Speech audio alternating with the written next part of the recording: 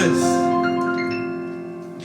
So I'm practicing Chopin's Etude No. 1, the Waterfall Etude. I think it's a very nice piece. Oh wow. What year are you in? I'm in year 9. Oh wow. Okay. And what are you actually practicing this piece for? Is this just I'm a fun planning piece? for it to be my GCSE performance piece. GCSE. So what you saw there was not an accurate representation of a standard you have to be at GCSE. Yeah, it doesn't have to be that hard. So what they're looking for is simply a piece of grade 5 standard, and the combined length of your solo piece and your ensemble piece just has to be a minimum of 4 minutes. So just look for like a grade 5 exam piece or something like that to play. On that note, we're going to first talk about performance in a bit more detail, and then we're going to talk about listening and composing as well. As Ken already said, the solo piece can be grade 5, and 4 minutes in total, it has to be the minimum. So each piece, so you have to do an ensemble piece and a solo piece. This is for Edexcel, by the way, which has to be above 2 minutes long. But make sure that this is not too long, so you can go over the limit.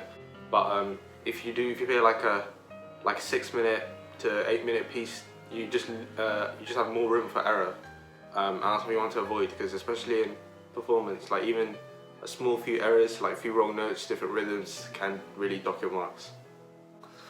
So most schools usually let you record the ensemble after your solo, because that's the harder bit.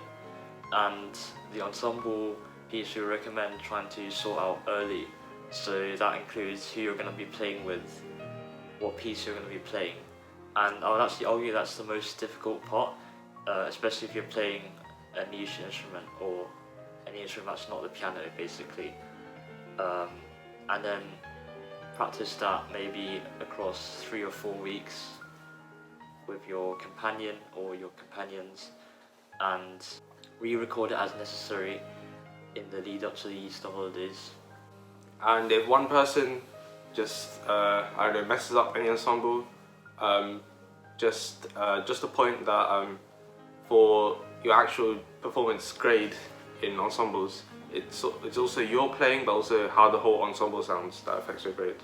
So so if something bad happens, don't worry, you can always re-record it.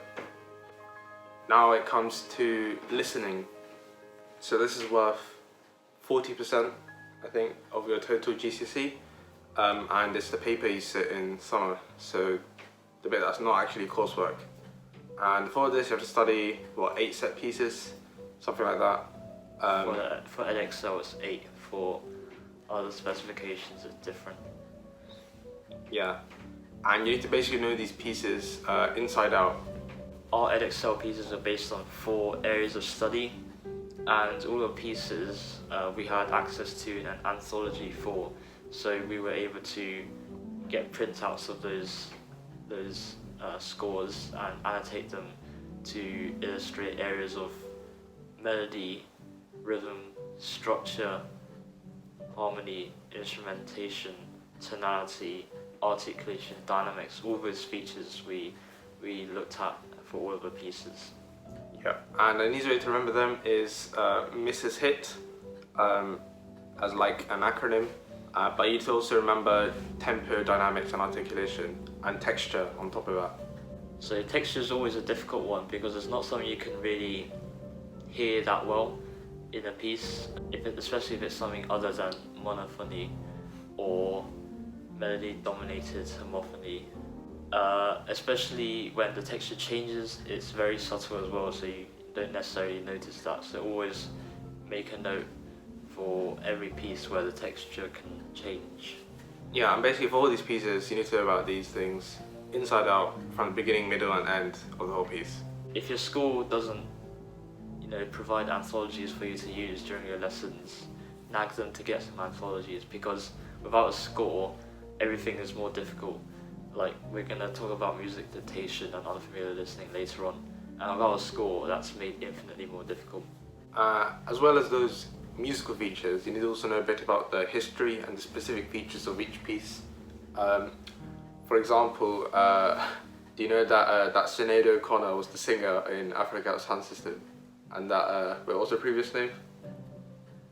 I don't know. She No, changed. Sinead O'Connor was her previous name. She changed her name because she converted religion. Okay, but that's a useless fact. That's not a useful fact. But what would actual useful fact be? Beethoven dedicated his sonata to like a rich court. Oh yes, Curtin. Oh my God, what was it called?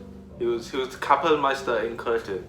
Yes, that, and I don't know. That's just a random fact that might or might not be tested. It'll be useful to include in your essay as like evidence that you know your pieces very well, because the essay is not only about knowing the musical features and evaluation, but the evaluation bit also includes maybe applying a bit of a context to the background of the piece.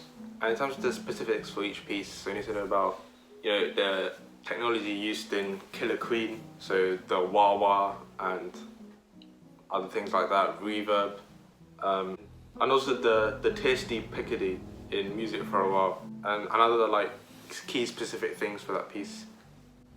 Now in your music exam, so most of it will be about your set pieces, but also another chunk of it will be unseen listening, dictation, and a comparison at the end. So for the unseen listening, so actually listen to the piece. They'll provide you a skeleton score, which will be very useful in determining like rhythm, melody, and just looking at what the music is actually notated. You just need to think about Mrs. It and practice doing it for other pieces as well. So when it comes to them asking you, okay, what is the texture, this part of the piece, you actually know what it is. So dictation might be another aspect of your exam, depending on your board. But for EdXL in particular, they just literally take a snippet of rhythm and melody from one of your set works. So in our year, it was from Defying Gravity.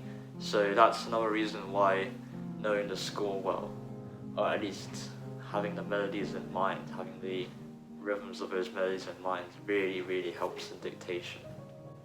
And to practice this, you can practice just knowing how tones and semitones sound, and also different intervals, which will be useful when you're writing stuff down. And now it comes to the final essay. So as Ken said, knowing a bit of context for this will definitely be useful, especially in the introduction. But the main thing is just comparison. So you pick like one of the Mrs. Hit acronyms, so like melody. Then you compare the differences in melody, and you do that for the whole piece. But I think the question it specifies is which bits they want to compare. So make sure you do those bits as well. And they give you like an incredibly long 5 pages of space. You don't have to use it all to get the full marks. And 4 marks really is not a lot compared to you know the whole essay. I mean the whole paper. And compared to how much you write. For 12 marks, you obviously don't have to write that much. So the essay tests your ability to evaluate on the musical observations you see, not only in the skeleton score, but also hearing things in the actual piece. But you have to evaluate on them, and the good way to do that is just to say, you know, I think that the composer's done this because X, Y, Z. And at the end, you want like a final judgment, like which one you like more and why. I remember our music teacher telling us to do that, and a lot of us got high marks because we did that. And one final tip for listening, so at the beginning, whilst the recording slowly talks to like through the introduction and also like reads, okay, now I'm going to be talking to you about Beethoven or something like that, you can just flick through the paper and have a look at the questions beforehand. So I already knew what the final question was, the 12 marker. And in terms of the pieces that I had to know for that 12 marker, which is Africa Sound System, and kind of thinking things to do with Mrs. It, to do with that, whilst I did the rest of the paper, and that was useful when I came to the end. So just have a skim through if you have time. So now we'll be moving on to the composition, which is probably the most stressful bit of your GCSE, well at least it was for me. So one of your compositions will be a externally set one. So Edexcel will send 4 briefs in the beginning of the academic year, and you'll choose one of those briefs and compose a piece based on that. And that will be finished by the end of the autumn term. And the second piece you compose is any free piece of your choosing, and that will be completed in the spring term. And most people choose minimalism because that's the easiest piece to get high marks on for the free composition. But honestly, you're free to choose anything you want, like fusions, solos, or instrumental piece, vocal music, whatever you want. Consider actually getting Sibelius at home, because it is a lot of work and your lessons might not be always used to like your maximum efficiency. So you might have to stay after school, do some extra composing, or even better, just get like Sibelius first, or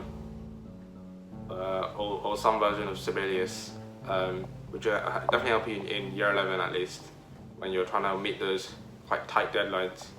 And in years 9 and 10, what I'd actually suggest is compose. So if you're watching this and you're in years 9 and 10, just compose for a lot of different genres and get used to that. And once you actually have composed for different genres, you'll actually know which bits you're good at, which bits you actually like.